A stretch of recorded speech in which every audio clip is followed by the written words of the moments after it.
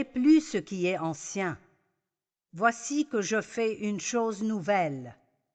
Et mes amis, certains d'entre vous, c'est votre parole de Dieu aujourd'hui. Il dit, je vais faire une chose nouvelle. Vous dites, je ne vois rien, je ne sens rien. Dieu ne vous demande pas de voir ni de ressentir quoi que ce soit. Il vous demande de croire ce que dit sa parole. Et je crois que Dieu prépare de nouvelles choses pour moi. Je ne sais pas quoi, mais cela me motive de croire que les choses dans ma vie s'améliorent toujours un peu mieux, un peu mieux, un peu mieux, un peu mieux. Voici que je fais une chose qui est déjà en germe. Ne la remarquerez-vous pas? Je vais tracer un chemin en plein désert et mettre des fleuves dans les endroits arides. Vous avez peut-être de gros problèmes dans votre vie. Je veux dire un très gros problème. Un problème financier ou conjugal ou avec vos enfants. Un problème dans votre travail. C'est juste que votre vie est un désastre. Et vous diriez certainement, Joyce, je suis dans le désert. D'accord, eh bien Dieu vous dit aujourd'hui, je vais tracer un chemin en plein désert.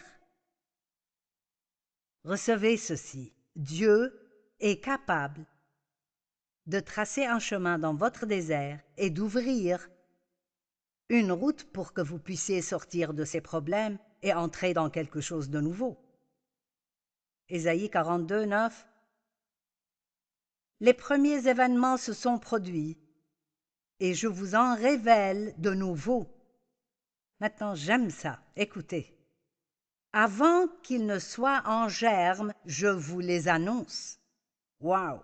Ainsi, avant que vous ne les voyiez, avant qu'elles ne se produisent, Dieu écrit les promesses dans sa parole, ou il met une parole dans votre cœur, et il veut que nous croyions ce que nous ne pouvons pas voir avant de le voir. Cela s'appelle la foi. La foi, c'est la ferme assurance des choses qu'on espère, la démonstration de celles qu'on ne voit pas. Romains 4, 17 dit que nous servons un Dieu. Nous servons un Dieu qui appelle ce qui n'existe pas encore à l'existence. Maintenant, cela nous semble très étrange. Nous croyons que ce que nous voyons est ce que nous ressentons, car ce sont des choses qui nous semblent être la réalité. Mais il existe une autre réalité spirituelle qui est en réalité plus forte que cette réalité naturelle. Nous vivons dans deux mondes. Nous vivons les pieds plantés sur terre, mais nous sommes également assis dans les lieux célestes avec Jésus-Christ. Je crois de tout mon cœur qu'il y a des anges dans cette pièce aujourd'hui qui veillent sur ce que je fais, m'aident, me protègent. Je ne les vois pas, mais je crois qu'ils sont là. Vous dites, pourquoi croirais-tu cela? Parce que la parole de Dieu le dit.